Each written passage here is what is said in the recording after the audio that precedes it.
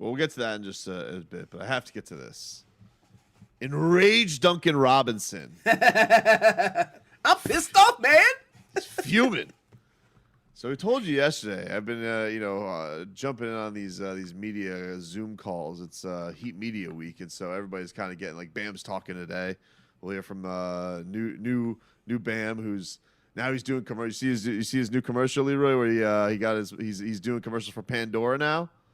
Really? Yep, Bam Adebayo. Right. Gave his mom a necklace. A beautiful commercial on Twitter. I think it was a bracelet, actually.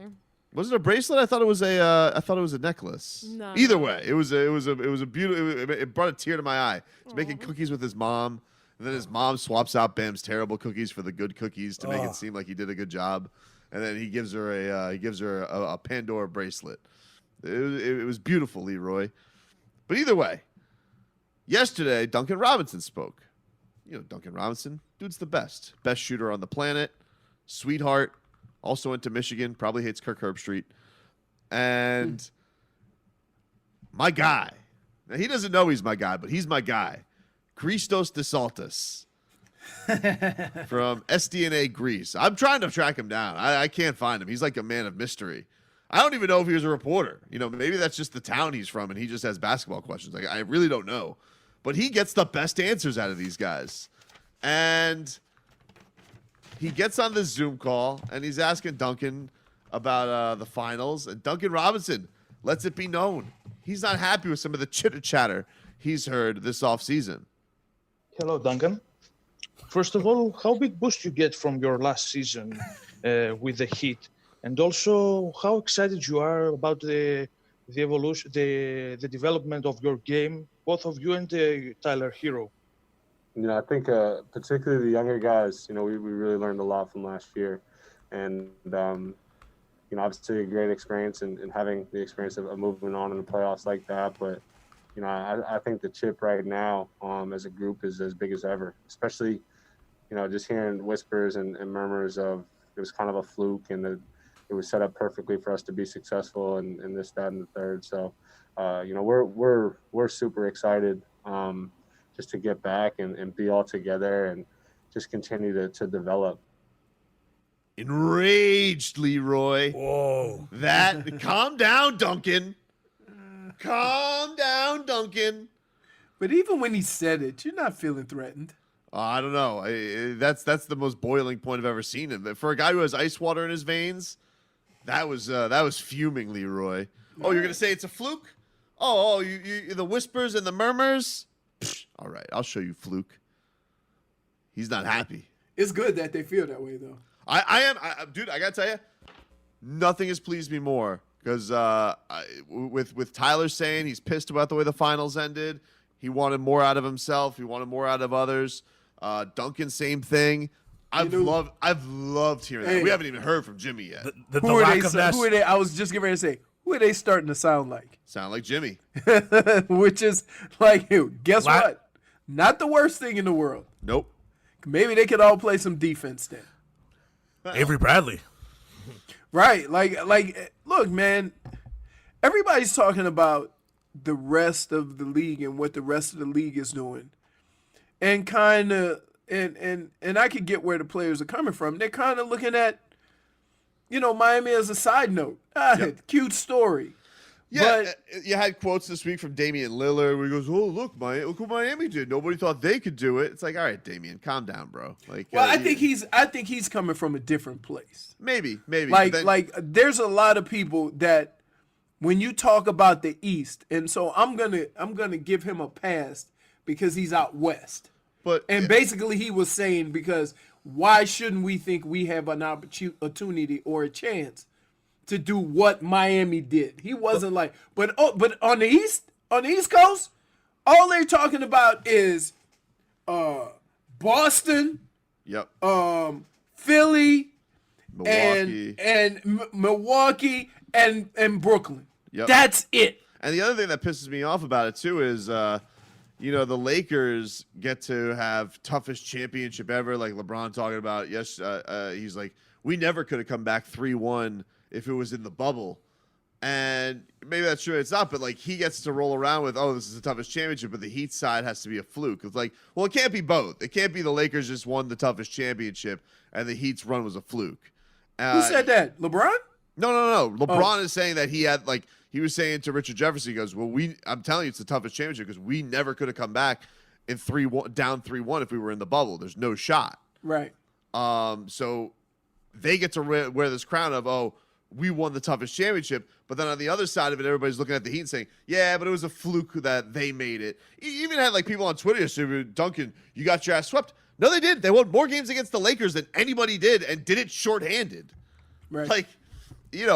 What the Heat's finals performance is looked upon and the perception of it is just incorrect. And so I think that they probably harbor some of that too. Like, man, you would think that, okay, maybe we caught a bunch of you by surprise, but at least we get to the finals, a little bit of respect.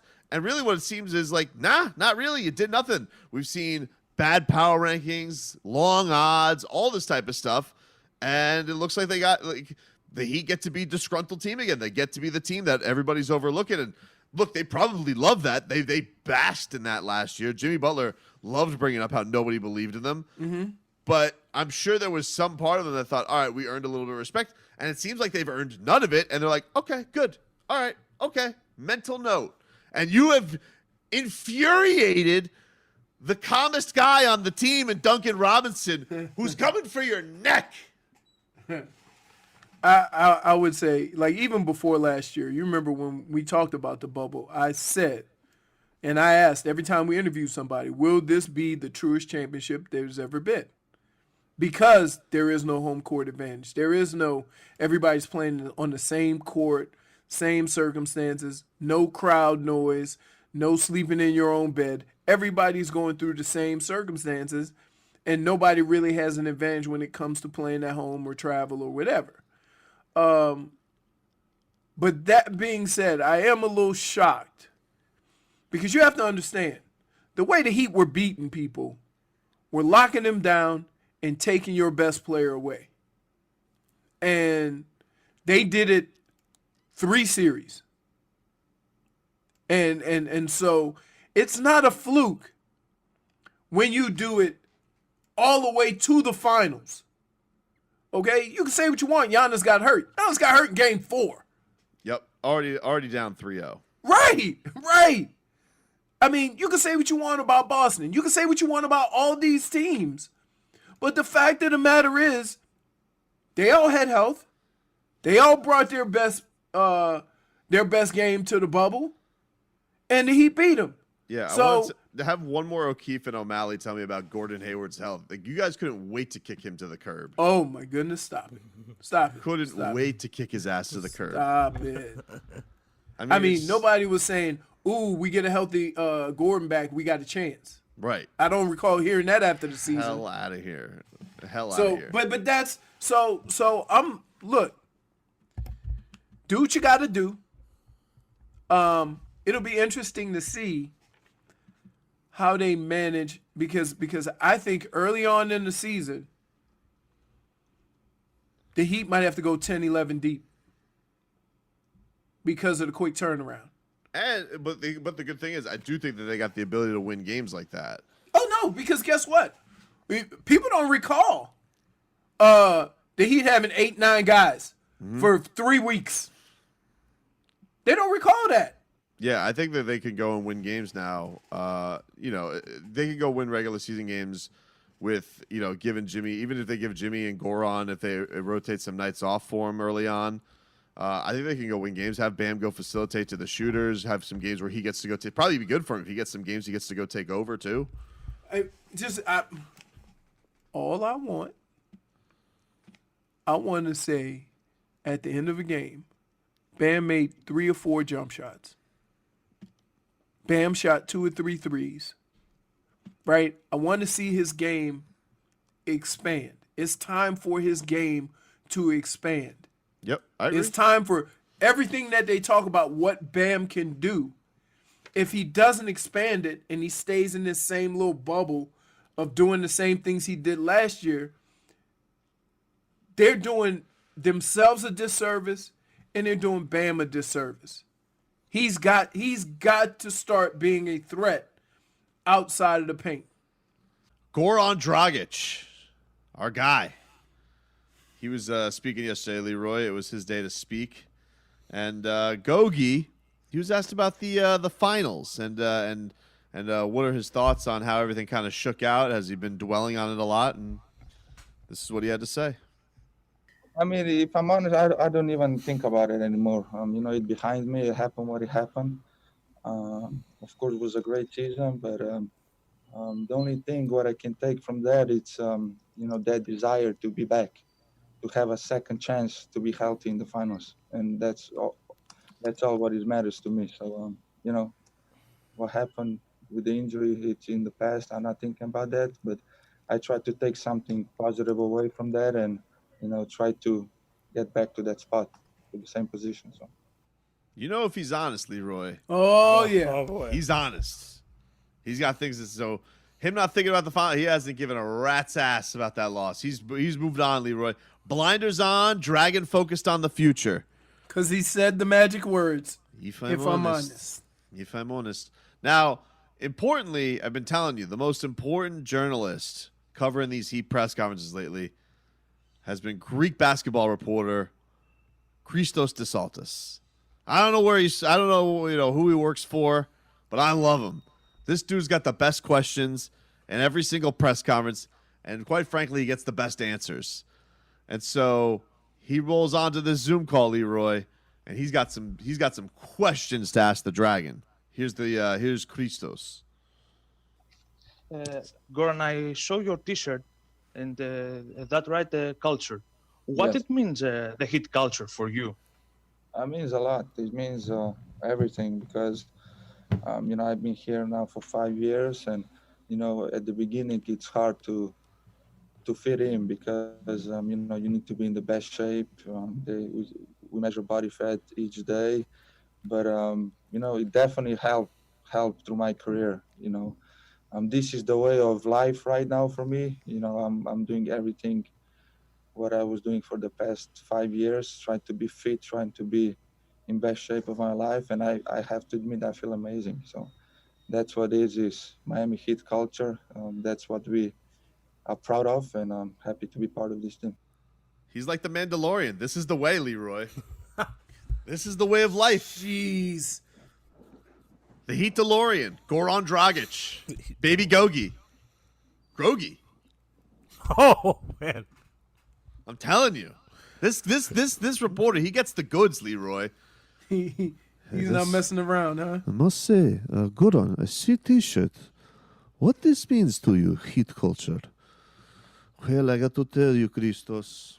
It means body, This is my life. Baptized and forged in fire between hammer and anvil. Right now, between hammer If and he anvil. said that, I would lose my junk. Why? I would just lose it. Why? Why? Come Yeah. on, dude. That's You the telling goods me right you there. wouldn't have lost your mind? Hey, Goran We're is telling... by the way, we're the only ones who would have figured that out. No, that's a Spoelstra saying. It's on the walls, Leroy. You walk in the locker room. Hammer and anvil is right there. Forged in fire. Yeah. All Yep. right. And it's actually a mural of Spoelstra as a blacksmith. I don't know if you know that. It's in the Heat locker room. I made that part up. That's not true. I saw Forged in Fire as a series on Netflix. I'm like, whoa, I wonder if Spoelstra's in this. It is. Billy Gill's a big fan. They make swords out of just random stuff. By the by, They get the tools. the one thing about that with Goran talking about how it was hard to him. Do you remember? Riley had the hard call out of Gogi after his the year he signed the extension. He says, I don't want to hear any Euro excuses about playing Euro basketball, not in shape, not ready. Heat culture is the only culture, Gogi. And then what happened? Goran went on and he won the Euro championships. He took Riley's advice. That's something, Leroy. Heat lifer going right up in those rafters. Couple of wings, couple dragon wings. You think Goran number will be retired? 100%. Yeah. 100%. All right. One of my biggest fights with Tommy Tig was over this. I told you. I was like, he's on the way. And now he knows. This is the way. Come, baby, Gorogi. Come on, Zoki. Get in your little egg thing that flies. We have places to go. I'm telling you, man. All right. And of course, J-Fig, can you get this? If you guys missed it earlier, you had to calm down the press conferences a little earlier today because yesterday, because Duncan Robinson was enraged. All right, we never heard him like this. He was furious. Normally, he's just this cool, calm, silent, three-point making assassin, Leroy. He never rattle dunks. All right? But he was fuming at the idea of people thinking that the Heat's run to the finals was a fluke. Here's Duncan Robinson. Hello, Duncan. First of all, how big boost you get from your last season with the Heat, and also how excited you are about the evolution, the development of your game, both of you and Tyler Hero. I think particularly the younger guys, we really learned a lot from last year, and obviously a great experience and having the experience of moving on in the playoffs like that. But I think the chip right now as a group is as big as ever, especially just hearing whispers and murmurs of it was kind of a fluke and it was set up perfectly for us to be successful and this, that, and the third. So, we're super excited just to get back and be all together and just continue to develop. Oh, man. Calm down.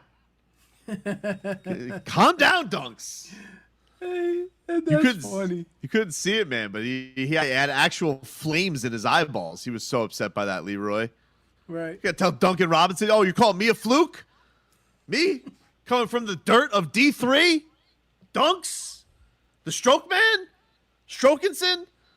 And by the way, yesterday, Duncan was like, oh, yeah, I see no reason why my percentages can't get better. This guy's going to shoot better from three? What? Right. Come on. What are we doing here, Duncan? What are you going to be, like a 50% three-point shooter? This is nuts.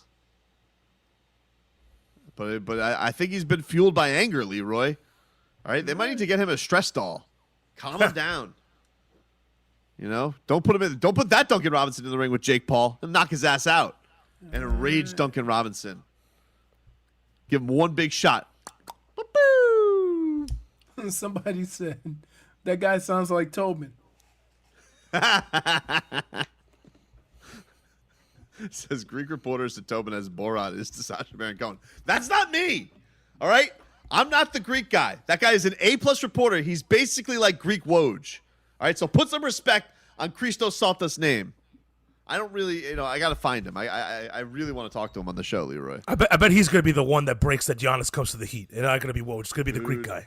Telling you. And that's going to be the great thing. If Giannis comes down here, that means that guy is going to be a beat reporter. He's going to be there every day, right next to Ira.